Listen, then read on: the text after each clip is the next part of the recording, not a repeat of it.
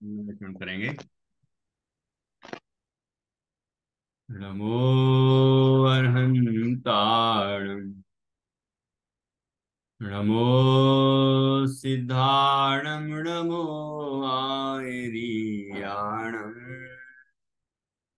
नमो अध्यायाणं, नमो लोये सव्यसाहुणम्। मंगलम भगवान वीरो, मंगलम गौतमो गणी, मंगलम कुंद कुंदाद्यो, जैन धर्मोस्तु मंगलम। सर्वमंगल मांगल्यम, सर्वकल्याणकारकम, प्रधानम सर्वधर्माणां, जैनम जयतु शासनम, जैनम जयतु शासनम। मंगलमय मंगल करण, वीतराग विज्ञान, नमो ताहि जाते भये, अरहंतादि महान। करि मंगल करि हो महा, ग्रंथ करन को काज। जाते मिले समाज सब, पावे निज पद राज, पावे निज पद राज। आचार्य कल्प पंडित श्री टोडरमल जी द्वारा रचित यह मोक्ष मार्ग प्रकाशक नामक ग्रंथ है। इसका पहला अधिकार चल रहा है और उसमें प्रकरण है वांछने सुनने योग्य शास्त्र। हमें किन शास्त्रों का वांचन करना चाहिए, पढ़ना चाहिए, किन शास्त्रों को सुनना चाहिए, वह यहाँ पर बताया गया है। इसके अतिरिक्त दुनिया में कोई भी बात वांचने योग्य नहीं है, सुनने योग्य नहीं है। यहाँ जो शास्त्र जीव को दुखों से छुड़ाएं, दुख के कारण जो मोह राग द्वेष परिणाम हैं उनसे मुक्ति दिलाएं, और वीतरागता, सर्वज्ञता और अनंत आनंद को प्रदान करने में सहायक हों, मार्गदर्शक हों, ऐसे शास्त्र ही पढ़ने सुनने लायक हैं, बाकी नहीं। यहाँ दुनिया के जितने भी तरह के साहित्य हैं, किताबें हैं, या अन्य मतों के जो ग्रंथ हैं, वो भी अपने ग्रंथों को शास्त्र कहते हैं, पवित्र ग्रंथ कहते हैं।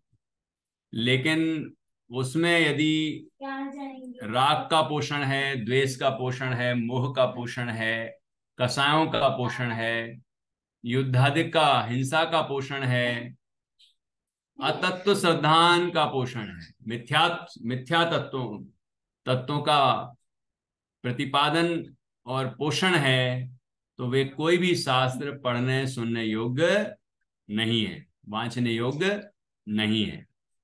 ये बात यहाँ बताई गई है। ये जो भी विषय चल रहा है उसको हमें अच्छी तरह गहराई से समझना चाहिए। मतलब है कि केवल जैसे अखबार पढ़ लेते हैं और थोड़ी बहुत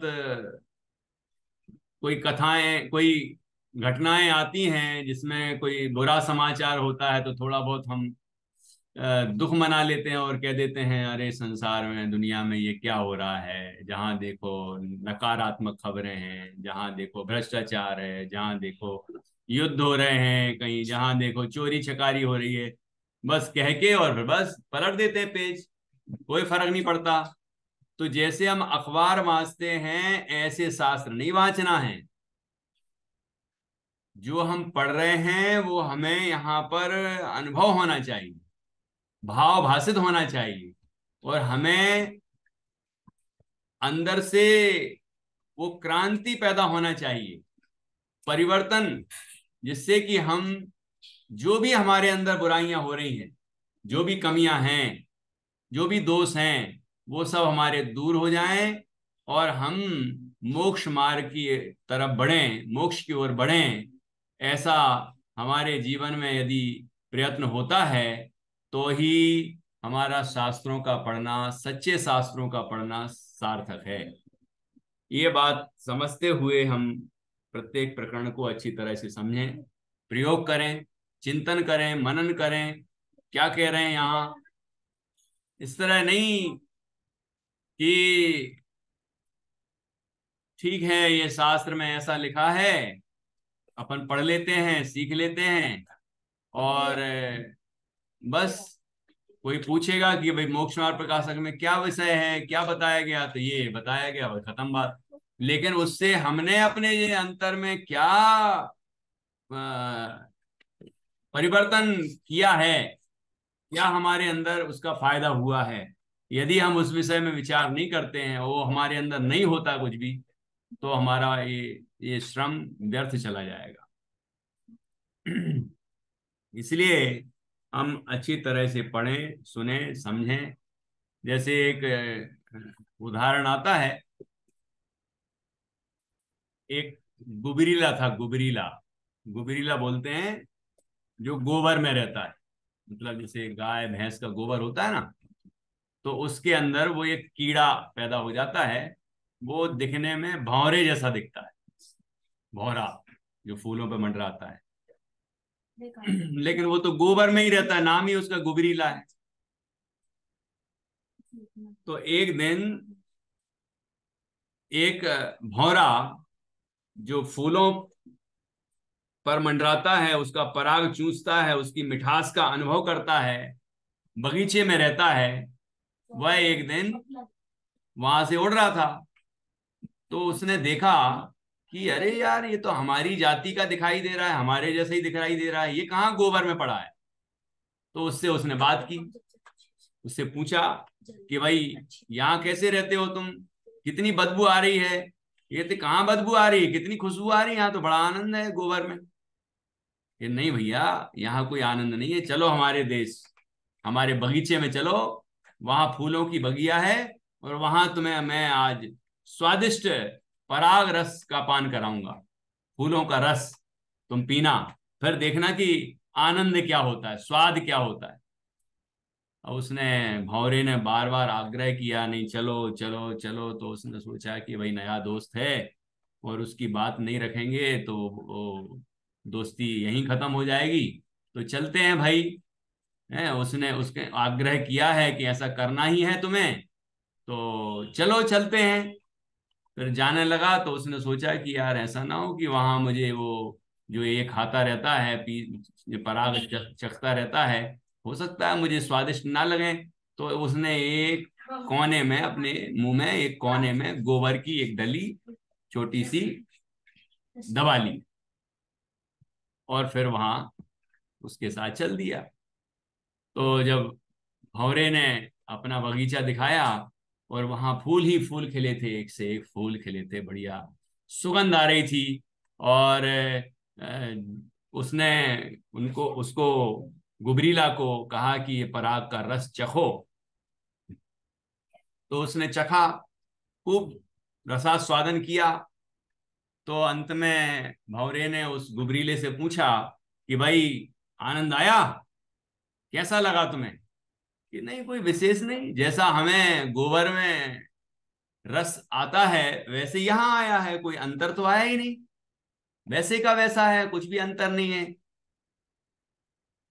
तो बोले कि ऐसा कैसे हो सकता है, वो कहाँ गोबर बदबूदार, और यहाँ कहाँ ये खुशबूदार स्वादिष्ट मीठा रस, ये अंतर कैसे नहीं आया।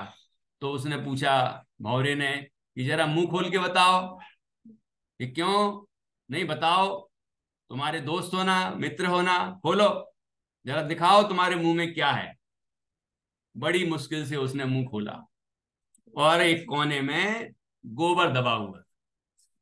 उसने कहा ये पहले कुल्ला करो, इसको साफ करो, पहले इस गंदगी को साफ करो फिर चखो, तो तुम्हें आनंद आएगा। उसने वैसा ही किया, और फिर जब उसने पराग चखा, फूलों की खुशबू भी आई और मिठास का आनंद भी मिला, और फिर वह समझ गया कि अहो, मुझे तो इन बातों की खबर ही नहीं। ऐसे ही हमें भी विचार करना है। हमारे अंदर कोई ना कोई, मान लीजिए कोई आग्रह होगा, कोई ग्रंथि बंधी होगी, कोई सोचा होगा कि नहीं है यही ठीक है, ये गलत है, ये तो ठीक है, संसार में जो है वही ठीक है।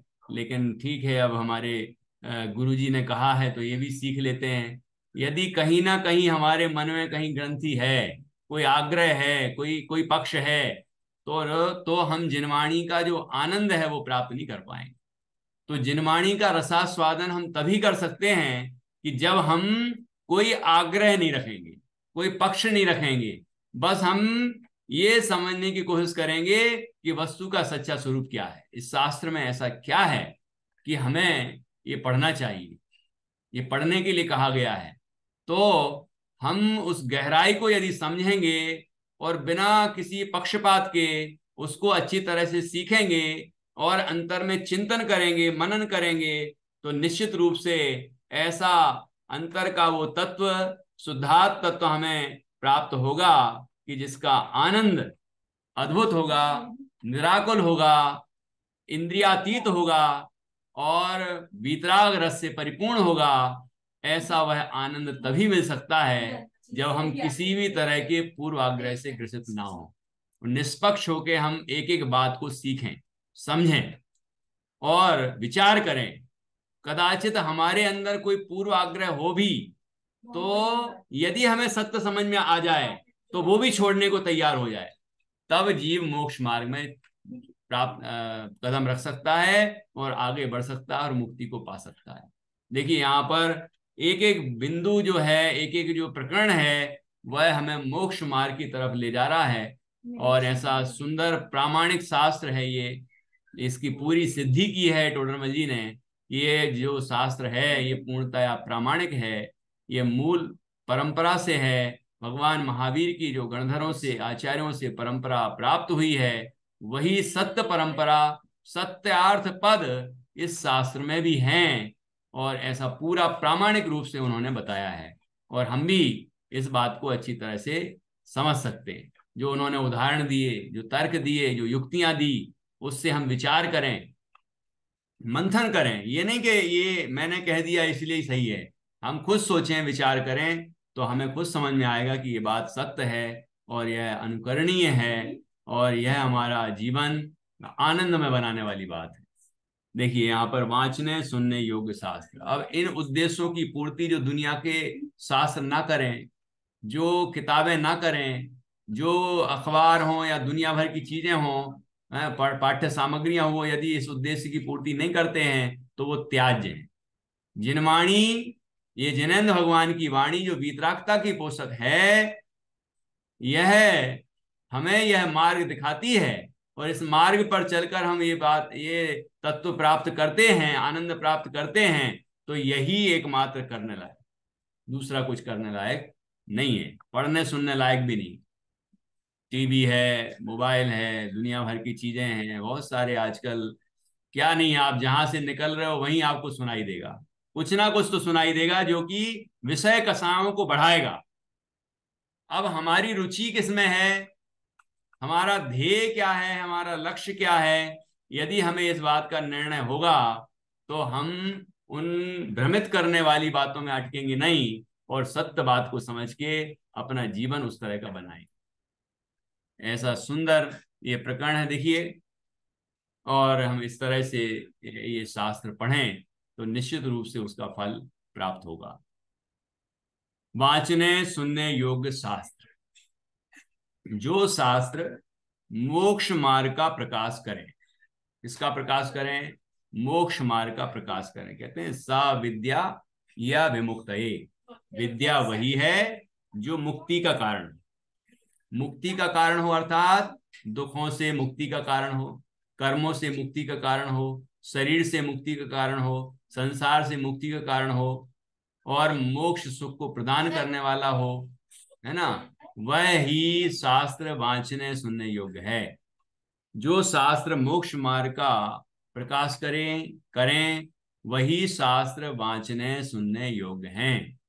क्योंकि देखो कारण बता रहे हैं, क्योंकि जीव संसार में नाना दुखों से पीड़ित हैं। अनेक तरह के दुख, अनेक तरह की तकलीफें जीव को संसार अवस्था में होती हैं। किसी को शरीर संबंधी दुख है, भूख का, प्यास का, बीमारी का, कमजोरी का, किसी भी तरह का हो सकता है, किसी पर्यायगत, कोई बाहर का अनुकूल संयोग ना हो, प्रतिकूल संयोग हो, शत्रु हो, रोटी कपड़ा मकान संबंधी बात हो, कोई भी भाई बंद रिश्तेदार, समाज, देश, कानून, कुछ ना कुछ जीव बाहर में दुख का कारण तलाशता है तो कहीं ना कहीं मिल ही जाता है। तो यहां लिखा है क्योंकि जीव संसार में नाना दुखों से पीड़ित है, इस कारण से दुखी है। जब बाहर में दुख है, दुख का कारण है ही नहीं, दुख का कारण मेरी मिथ्या भूल है, मिथ्यात्व है, और मैं भूल सुधार लूं तो सम्यक दर्शन प्राप्त कर लूं तो सुखी हो जाऊंगा, सीधा सा उपाय अंतर में विद्यमान है। देखिए संसार अवस्था में जीव नाना अनेक तरह के दुखों से पीड़ित है, इसलिए जो मोक्ष मार्ग का प्रकाश करे, संसार से छुड़ाए, दुखों से मुक्त करे, वही शास्त्र वांचने सुनने योग्य है। यदि शास्त्र रूपी दीपक द्वारा मोक्ष मार्ग को प्राप्त कर लें तो उस मार्ग में स्वयं गमन कर उन दुखों से मुक्त हों। शास्त्र को किसकी उपमा दी है? दीपक की। शास्त्र रूपी दीपक, जैसे दीपक होता है, दीपक स्वयं प्रकाशमान होता है और अन्यों को भी प्रकाशित करता है, ऐसे ही ये जो जिनवाणी है, शास्त्र है, ये सम्यक ज्ञान के प्रकाश से युक्त है और जो भी इसका स्वाध्याय करता है अपने कल्याण के लिए, उसके अनुरूप अपने जीवन जीता है, विचार करता है, चिंतन करता है, तो उसको अंतर में सम्यक ज्ञान का प्रकाश उत्पन्न होता है और निराकुल सुख प्राप्त होता है, मोक्ष सुख होता है। इसलिए शास्त्र को दीपक के समान कहा।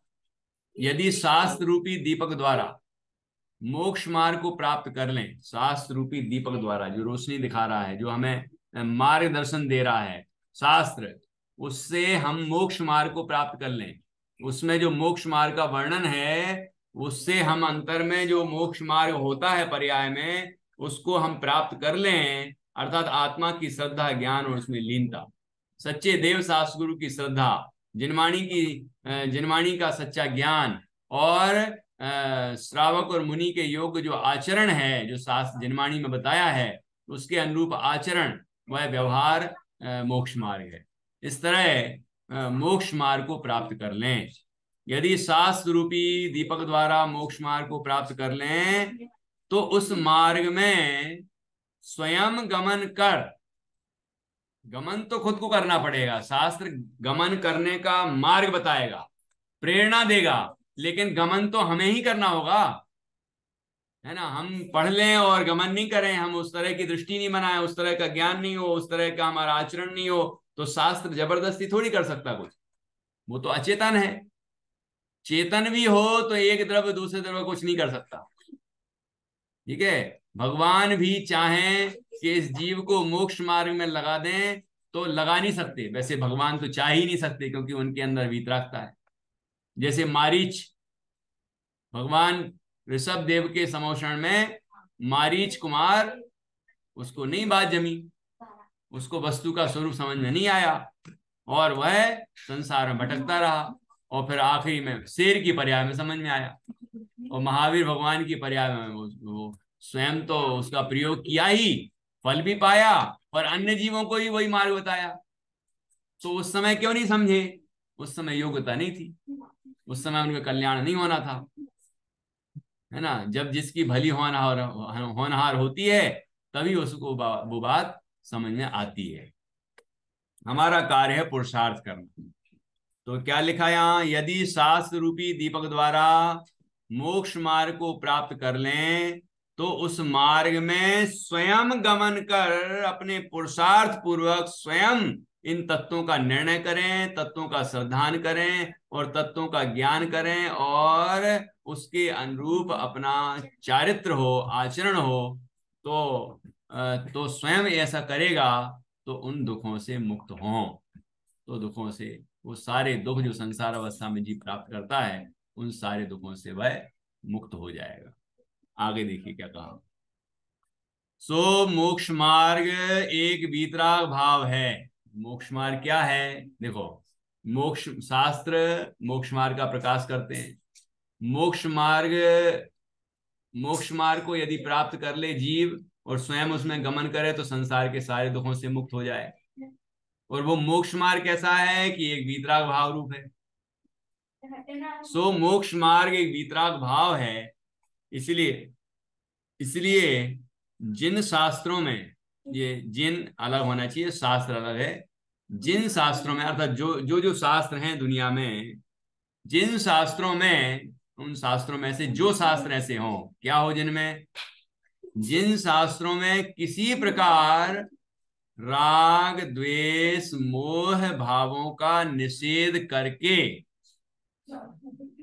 वीतराग भाव का प्रयोजन प्रकट किया हो, उन्हीं शास्त्रों का वाचना सुनना उचित है। कौन से शास्त्र वाचने सुनने चाहिए? तो कहते हैं जिन शास्त्रों में किसी प्रकार कोई भी तर्क दिया, युक्ति दिया, उदाहरण दिया, मार्गदर्शन दिया, किसी भी तरह जीव किससे मुक्त हो जाए? राग द्वेष मोह। तो राग द्वेष मोह में सारे विकार समाहित हो जाते हैं। ये जो 25 कसाएं होती हैं उनमें कुछ कसाएं राग रूप होती हैं और कुछ कसाएं द्वेष रूप होती हैं, है ना। तो राग द्वेष में सारी कसाएं भी आ गई। जैसे अपन चार को ले लें, क्रोध मान माया लोभ, तो क्रोध और मान द्वेष रूप कसाएं हैं और माया और लोभ राग रूप कसाएं हैं। ये चर्चा विस्तार से आगे आएगी, ठीक है। क्योंकि क्रोध में किसी के ऊपर हम क्रोध करते हैं तो उसको हम नष्ट करना चाहते हैं, दबाना चाहते हैं, तो उसके प्रति द्वेष हुआ। मान में हम किसी को झुकाना चाहते हैं तो उसके प्रति द्वेष हुआ।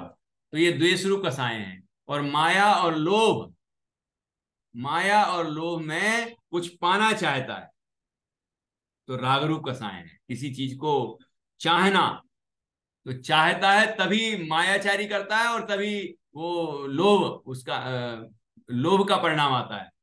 तो इस तरह ये सब कसाएं, सारे पाप, सारे विकार, सारे व्यसन, जो कुछ भी विकार हैं वो सारे के सारे राग द्वेष और मोह में समाहित हैं।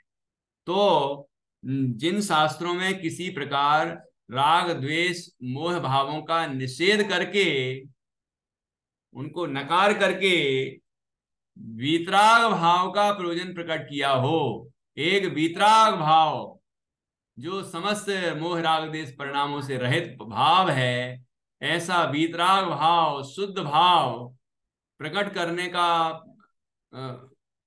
वीतराग भाव का प्रयोजन प्रकट किया हो, उन्हीं शास्त्रों का वाचना सुनना योग्य है। जिन शास्त्रों में वीतराग वीतराग भाव का पोषण किया है, उसका प्रयोजन प्रकट किया है कि किस तरह जीव वीतरागता को प्राप्त करे, किस तरह जीव समस्त विकारों से मुक्त हो, पापों से मुक्त हो, किस तरह जीव आत्म सन्मुख हो और सच्चा सुख प्राप्त करे, इस तरह का मार्ग जिसमें दिखाया हो, वे शास्त्र ही पढ़ने सुनने योग्य हैं। अब आगे देखिए कि कौन से शास्त्र पढ़ने सुनने योग्य नहीं है। तो वो यहाँ पर अंडरस्टूड हो गई बात, उसको विस्तार दे रहे हैं, खुल के बता रहे हैं। तथा जिन शास्त्रों में श्रृंगार भोग कुतूहल आदि का पोषण करके राग भाव का, हिंसा युद्धादिक का पोषण करके द्वेष भाव का, और अतत्व श्रद्धान का पोषण करके मोह भाव का प्रयोजन प्रकट किया हो, वे शास्त्र नहीं शस्त्र हैं। क्योंकि जिन राग द्वेष मोह भावों से जीव अनादि से दुखी हुआ, उनकी वासना जीव को बिना सिखलाए ही थी, और इन शास्त्रों द्वारा उन्हीं का पोषण किया। भला होने की क्या शिक्षा दी, जीव का स्वभावघात ही किया। इसलिए ऐसे शास्त्रों का वांचना सुनना उचित नहीं है। कैसे शास्त्रों का वांचना सुनना उचित नहीं है? तो यहां पर जो शुरुआत की, तथा जिन शास्त्रों में श्रृंगार, श्रृंगार अर्थात सजावट, जैसे घर की सजावट, शरीर की सजावट है, कोई ने आभूषण वस्त्र आदि पहने हो और सुंदर दिखता हो, तो बाहर का जो सौंदर्य है ना, वो श्रृंगार है। भोग, भोग अर्थात जैसे जो चीज एक बार भोगने में आए उसको भोग कहते हैं। जैसे भोजन, है ना, और भी अनेक चीजें हैं, खान पान की चीजें, स्नान आदि करते हैं तो पानी एक बार भोगने में आता है, वो भोजन एक बार भोगने में आता है। मतलब वो भोजन हम एक ही बार करेंगे, दोबारा वही वही यदि वापस निकल आए तो भोजन नहीं करेंगे हम, है ना। तो वो एक ही बार भोगने योग्य, भोगा जा सकता है, तो वो भोग कहलाते हैं। और जैसे मकान है वो हर दिन भोगते हैं, कपड़े हैं वो हर दिन भोगते हैं। तो जो बार बार भोगने में आ सके, जिसको हम बार बार भोग सकते हैं, वो उपभोग कहलाता है। तो वो सभी इसमें शामिल हो गया। तो भोग, भोग में पंचेंद्रिय के विषय सामग्रियां जिनको हम भोगते हैं, ठीक है, उनका रस लेते हैं, उनमें रमते हैं, वो भोग। और कुतूहल आदि, कुतूहल का अर्थ होता है उत्सुकता, जिज्ञासा, है ना। तो जैसे कई चीजें दुनिया में हैं, जैसे कई टेलर दिखाते हैं फिल्मों का, तो उसमें जिज्ञासा पैदा होती है कि ये वो एक फिल्म आई, उसमें जब एक फिल्म आई तो उसमें आखिरी में एक क्वेश्चन छोड़ा कि कटप्पा ने बाहुबली को क्यों मारा। बस साल भर यही चलता रहा, क्यों मारा, क्यों मारा, क्यों मारा, यही मतलब लोगों को कुतूहल कितना, और किस बात का कुतूहल है। फिर फिल्म आई, लोगों ने देखी, वाह अच्छा इसीलिए मारा, मतलब क्या मिला उसमें? युद्ध का वर्णन है, हिंसा का पोषण है, श्रृंगार का पोषण है, और भी तरह के व्यभिचार हैं, व्यसन हैं, पाप हैं। तो क्या मिला? तो इस तरह के जो कुतूहल हैं, जो कुतूहल वश करता, कुतूहल मतलब अंदर की जो उत्सुकता है, जिज्ञासा है, क्यूरियोसिटी है, उसके कारण जो जो चीजें जानना चाहता है कि इस भोग में क्या होता होगा, इस भोग को ऐसे भोगेंगे तो कैसा होगा, क्या होगा, इसमें क्या है, उसमें क्या है, मतलब पाप की चीजों में जो जिज्ञासा कुतूहल है, वो सब कि मैं तो भारत में रहता हूँ, भारत के बाहर क्या है, दूसरे देशों में क्या है, अच्छा वहां ये है, चलो हम भी जाके देखें, ये सब क्या है, इससे मिलेगा क्या? सिर्फ कसाएं ही बढ़ने वाली, और हमारा समय ही नष्ट होने वाला है, और हमारा समय, हमारा जीवन इन व्यसनों में ही और भोगों में ही चला जाएगा। तो हम अपना कल्याण कब करेंगे, अपने को कब जानेंगे, परमात्मा कब बनेंगे हम?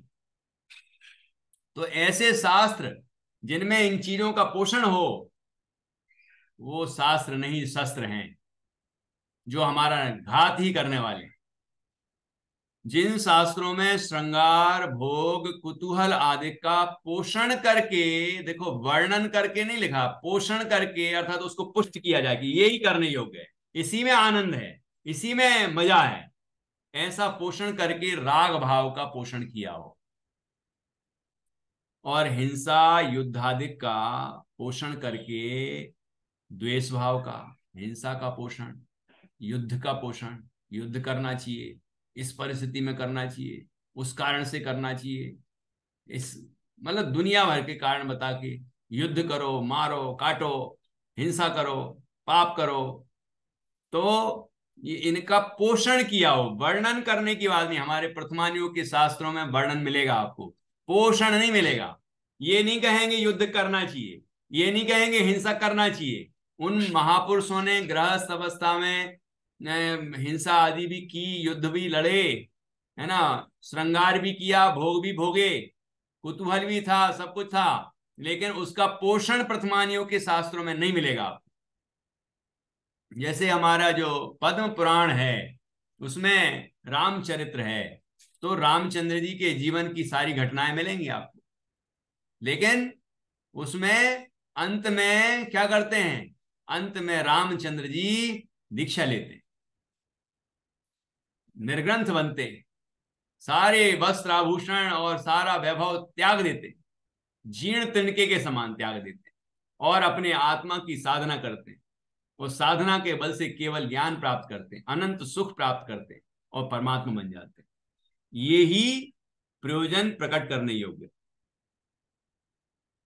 ठीक है, तो यहां हिंसा युद्धादि का पोषण, ये पोषण शब्द हमें बराबर ध्यान रखना है। जैसे मुनिराज, हमने पढ़ा था, मुनिराज भोजन करते हैं, आहार लेते हैं शरीर की स्थिति के लिए, लेकिन शरीर को पुष्ट करने के लिए नहीं लेते। कि शरीर को पुष्ट करना है, पोषण देना है ना, इसके लिए आहार नहीं करते। शरीर टिका रहे बस, जिससे कि हम शरीर के टिके रहने पर आत्मा की साधना द्वारा अष्ट कर्मों का नाश करें, तो ये तो अपने आप ही नष्ट हो जाएगा, है ना। तो इसीलिए टिका के रखो। रत्नकर्ण सावकाचार्य जी में आया है कि यदि इस शरीर को सुखाया जाए, इस शरीर को नष्ट कर दिया जाए, लोग आग्रह से करते भी हैं ऐसा, अचानक उपवास करने लग जाएंगे, बहुत सारे उपवास करेंगे, बहुत सारी तपस्या इकट्ठी कर लेना चाहेंगे, और फिर शरीर नष्ट हो जाता है। फिर क्या होता है कि न मंदिर जाने की क्षमता, न शास्त्र पढ़ने की, न सामायिक की, कहीं ध्यान नहीं लगता, कहीं मन नहीं लगता। फिर क्या होता है, सब नष्ट है। तो ऐसे ऐसे ऐसे किया तो क्या किया वो, तो क्या कह रहे हैं, तो इस तरह से ऐसे नहीं करना है। क्या करना है, विवेक पूर्वक अपनी ये स्थिति के लिए भोजन भी देना है, योग्य आहार, योग्य समय में आहार देना है, पोषण नहीं करना उसका, शरीर का। ठीक है, तो यहां भी, यहां क्या कर रहे हैं, वर्णन नहीं किया है, ये पोषण किया है कि ये ही करना योग्य है। हिंसा युद्धादि का पोषण करके द्वेष भाव का पोषण किया करते हैं जो शास्त्र, और अतत्व श्रद्धान का पोषण करके मोह भाव का प्रयोजन प्रकट किया हो। अतत्व श्रद्धान क्या है, तत्व का अर्थ होता है वस्तु का सच्चा स्वरूप। जो वस्तु जैसी है उसका जो भाव है वही तत्व है, लेकिन जो वस्तु जैसी है वैसा ना कहकर अन्य प्रकार कहा हो तो वो कहलाता है अतत्व। अतत्व, और उसका श्रद्धान अतत्व श्रद्धान है। जैसे कि आग होती है गर्म, लेकिन कोई कहे कि ठंडी होती है, तो ये क्या है, ये निरूपण कैसा है, मिथ्या। और उस मिथ्या का श्रद्धान किया जाए तो वो कहलाएगा अतत्व श्रद्धान। आज का ख्याल में आ रहा है, ठीक है ना। तो ऐसे ये जैसे कि पानी, कुछ कहना है क्या आपको आज का। आज की क्लास इधर तक ही रख सकते हैं क्या? ये यहां तक पूरा करना होगा, 5-6 मिनट रह गए हैं, है ना। 5-6 मिनट में अपने यहाँ तक हो जाएगा, बस वहां तक अपन करेंगे, ठीक है ना। फिर कल अगला प्रकरण लेंगे। देखिए, अतत्व श्रद्धान का पोषण करके मोह भाव का प्रयोजन प्रकट किया हो, ये इसके बारे में, सब विषयों के बारे में विस्तार से आगे चर्चा आएगी ही। थोड़ा थोड़ा मैं बताता हूं बस, है ना। कि जैसे मैं आत्मा हूं, लेकिन अतत्व क्या हुआ कि मैं शरीर हूं, पंचेंद्रिय वाला हूं, मैं मनुष्य हूं। शरीर पुद्गल है लेकिन मानना कि जीव है, ये अतत्व श्रद्धान। तो इसका पोषण किया गया हो जिन शास्त्रों में, है ना। तो इस तरह से अतत्व श्रद्धान का पोषण करके मोह भाव का प्रयोजन प्रकट किया हो। वे शास्त्र नहीं शस्त्र हैं, क्योंकि वो हमारा घात करने वाले, वो हमारा कल्याण करने वाले नहीं। वो क्यों नहीं है, क्योंकि जिन राग द्वेष मोह भावों से जीव अनादि से दुखी हुआ, उनकी वासना जीव को सिखलाए ही थी, बिना सिखलाए ही उसकी वासना अंदर में पड़ी हुई थी, इस तरह की मान्यता पड़ी हुई थी, है ना। और उन शास्त्रों ने क्या किया कि और इन शास्त्रों द्वारा उन्हीं का पोषण किया। पुष्ट कर दी वो मान्यताएं, मिथ्या मान्यताओं को पुष्ट कर दिया। ठीक है, अन्नमतियों ने पुष्ट किया, कभी जैनाभासों ने पुष्ट किया, लेकिन वही मान्यताएं पुष्ट कर दी। तो यहां कहते हैं भला होने की क्या शिक्षा दी जीव को। जीव का भला करने वाली कौन सी शिक्षा दे दी उन शास्त्रों ने? जीव का स्वभाव घात ही किया। जीव का स्वभाव वीतरागता है। देखो, जो द्रव्य स्वभाव उसका घात तो होता ही नहीं, लेकिन जो पर्याय में प्रकट होने वाला भाव है, स्वभाव भाव, वो प्रकट नहीं हुआ, यही उसका घात है। वीतरागता प्रकट नहीं होकर मोहराग देश प्रकट हुआ, ये स्वभाव का घात है। अहिंसा ना प्रकट होके हिंसा प्रकट हुई है, हिंसा का, अहिंसा का घात है। असत्य हुआ तो सत्य का घात हुआ। ऐसा, तो जीव का स्वभाव घात ही किया। इसलिए ऐसे शास्त्रों का वांचना सुनना उचित नहीं है। यहां वांचना सुनना जिस प्रकार कहा, उस प्रकार जोड़ना, सीखना, शास्त्रों को जोड़ रहे हैं, इकट्ठे कर रहे हैं, संग्रह कर रहे हैं, लाइब्रेरी बना रहे हैं, है ना, सीखना, सिखाना, विचारना, उस पर विचार कर रहे हैं, लिखाना आदि कार्य भी उपलक्षण से जान लेना कि कौन से शास्त्र वांचने सुनने योग्य हैं और कौन से शास्त्र वांचने सुनने योग्य नहीं हैं। तो इस संबंध में हमें समझना है कि उन, जब वांचना सुनने, जो वांचने सुनने योग्य हैं वही जोड़ने योग्य, सीखने योग्य, सिखाने योग्य, विचारने योग्य, लिखाने योग्य हैं। जो वांचने सुनने योग्य नहीं है वो जोड़ने योग्य भी नहीं है, उनका संग्रह भी नहीं करना, वो सीखना भी नहीं, सिखाना भी नहीं, विचार भी नहीं करना उन पर, और लिखाना भी नहीं, आदि में और भी जो भी काम करते हो हम, कार्य भी उपलक्षण से जान लेना। इस प्रकार जो साक्षात अथवा परंपरा से वीतराग भाव का पोषण करे, ऐसे शास्त्र ही का अभ्यास करने योग्य है। जो साक्षात वीतराग भाव का पोषण करते हैं, ऐसे अध्यात्म के शास्त्र हैं। जो परंपरा से वीतराग भाव का पोषण करते हैं, जैसे प्रथमान योग के शास्त्र हैं, चरणान योग है, तो ये द्रव्यानुयोग के शास्त्र में सीधा भेद विज्ञान बताया है। सीधे जीव शरीर आदि से भिन्न अपने आत्मा का अनुभव करे और परमात्मा बने। और उनमें भी यही बात कही है, बात तो सब में यही है, चारों अनुयोग में, लेकिन उसने कथाओं के माध्यम से कही। धीरे धीरे वो बात आएगी, है ना। तो ऐसे, और इस भाव में मोक्ष जाए या अगले आगामी भाव में मोक्ष मार्ग का को प्रशस्त किया हो, लेकिन वीतराग भाव को ही प्रशस्त किया हो, उसको ही, उसका ही पोषण किया हो। इस प्रकार जो शास्त्र साक्षात अथवा परंपरा से वीतराग भाव का पोषण करे, ऐसे शास्त्र ही का अभ्यास करने योग्य है। बाकी कोई शास्त्र पढ़ने सुनने योग्य नहीं है। ये बात यहाँ कही है। हम अपने को जान के पहचान के इस भाव में मुक्ति की प्राप्ति करें, ऐसा साक्षात मोक्ष मार्ग हम सबको प्रकट हो। अथवा इस भाव में ना हम मुक्ति प्राप्त कर पाए, तो इसी मार्ग में चलते हुए आगामी भावों में मुक्ति की प्राप्ति करें। इस तरह परंपरा मार्ग पूर्वक वितराग भाव को प्राप्त करें और परम आनंद को प्राप्त करें, मोक्ष की प्राप्ति करें। इसी मंगल भावना से इस प्रकरण को हम यहाँ पूर्ण करते हैं। कल हम चर्चा करेंगे वक्ता का स्वरूप। तो आप लोग अच्छे से ये जो वांचने सुनने योग्य शास्त्र की चर्चा आई है, उस प्रकरण को अच्छे से समझ के आइए और याद करिए। पॉइंट्स मैं पूछूंगा और फिर कल अगली चर्चा करेंगे। जिनवाणी स्तुति। निज निधि निज में बताई, यह अनंत उपकार है। उसके लिए जिनवाणी माँ को वंदना सत बार, वंदना सत बार।